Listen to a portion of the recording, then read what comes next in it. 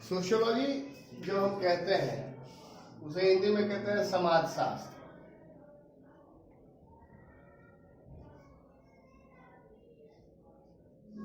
तो यहाँ जो ये वर्ड है समाजशास्त्र, तो सबसे पहले तो हमें यही समझना पड़ेगा कि ये समाज है क्या। तो ये समाज जो है इसमें क्या बोलेगा, अगर किसी आदमी से पूछिएगा जो सोशियोलॉजी का स्टूडेंट नहीं है तो वो आपको क्या बताएगा कि सर हमारे आसपास का जो चीज है, ठीक है, मम्मी पापा अगल बगल के लोग ये मिलकर के समाज बनाते हैं। तो ये जो एक एजम्पशन है, ये जो एक नोशन है, ये क्या है कि जनरल या लेमैन डेफिनेशन, सामान्य व्यक्ति का जो बौद्धिक निष्कर्ष है वो है। लेकिन जब हम सोशियोलॉजी में बात करते हैं तो सोशियोलॉजी में इसका एक डिटेल्ड डेफिनेशन है। आइए हम देखते हैं कि वो क्या है और वो कैसे हमारे नॉर्मल डेफिनेशन से अलग है, जो हम समझते हैं उससे कैसे अलग है। तो सबसे पहले जो समाज क्या है, सामाजिक संबंधों का एक जाल है।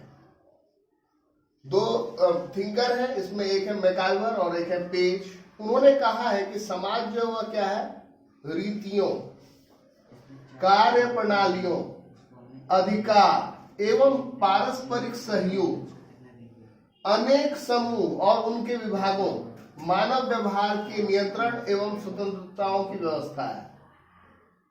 मतलब रीति होगा, कस्टम होगा, कार्य प्रणाली जो मेथोडोलॉजी है, अधिकार राइट्स, पारस्परिक सहयोग, म्यूचुअल कोऑपरेशन, बहुत सारे ग्रुप होंगे, ग्रुप के सब ग्रुप्स होंगे, ह्यूमन बिहेवियर होगा और उस पर कैसे कंट्रोल होगा और उसको क्या फ्रीडम है।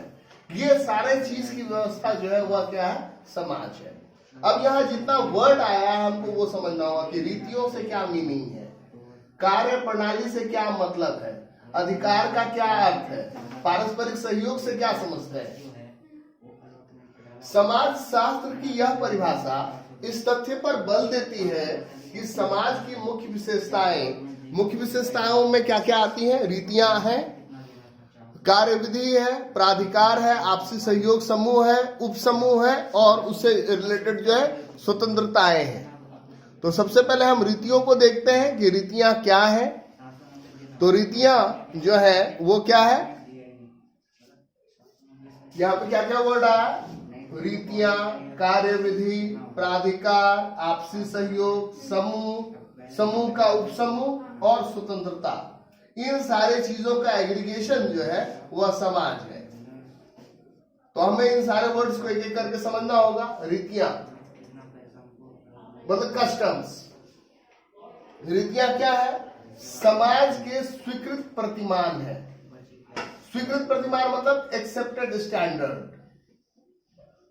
एक्सेप्टेड स्टैंडर्ड, कहीं जाते हैं तो किसी सोसाइटी में पैर छूना जो है वो एक स्टैंडर्ड है, बड़ों से मिलने का। कहीं पर जो है किसी से हम गले मिल करके मिलते हैं, किसी से हैंडशेक करते हैं, किसी को दूर से नमस्ते करते हैं। अब पैर छूना जो है वो हमारा स्वीकृत प्रतिमान है। कहीं पर जाएंगे तो उसके लिए वो एक और चीज होगा, किसी भी यूरोपियन के लिए, किसी भी वेस्टर्नर के लिए। फिर है कार्य विधि। कार्य विधि का तात्पर्य सामाजिक संगठनों से है। समाज कैसे काम करता है, तो कुछ संगठन के मार्फत से। और वो संगठन क्या क्या है, तो परिवार एक संगठन है, और विवाह मैरिज, और ये सारी चीजें क्या करती हैं, सामाजिक अंतर संबंधों इंटर रिलेशन को बनाती हैं। फिर प्राधिकार से तात्पर्य है एक व्यवस्था।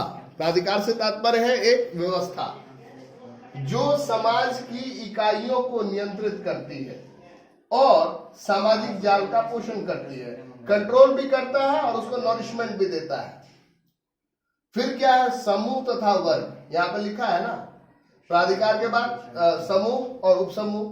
तो समूह तथा वर्ग का संबंध समूहों और उपसमूहों से है जिसमें व्यक्ति अंतःक्रिया करते हैं। एक व्यक्ति जो है, एक आदमी जो है या एक स्टूडेंट जो है, वो किसी का बेटा है, किसी का बेटी है, किसी का भाई है, किसी का दोस्त है, किसी का स्टूडेंट है, किसी का कजन है ना। तो हर जगह पर अलग अलग रिलेशनशिप स्टैब्लिश होता है और उसी समूह में हम सामाजिक प्रतिमानों को सीखते हैं, उसका ज्ञान प्राप्त करते हैं और अब जब इतना वर्ड हो गया डिफाइन, तो अब आती है बात कि स्वतंत्रताएं क्या है ना।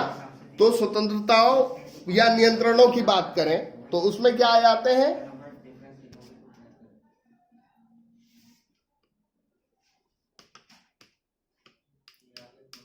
मानवीय व्यवहार के नियंत्रण का सरोकार लिखित या अलिखित प्रतिमानों के संदर्भ में व्यक्तियों के सामाजिक नियंत्रण और स्वतंत्रता से है। या तो रिटन होगा या नॉन रिटन होगा, नॉर्मली सबको एक्सेप्टेड है, सबको पता है। और ये क्या करता है, जो सामाजिक जाल है, सोशल वेब है, उसको स्मूथ फंक्शनिंग में मदद करता है।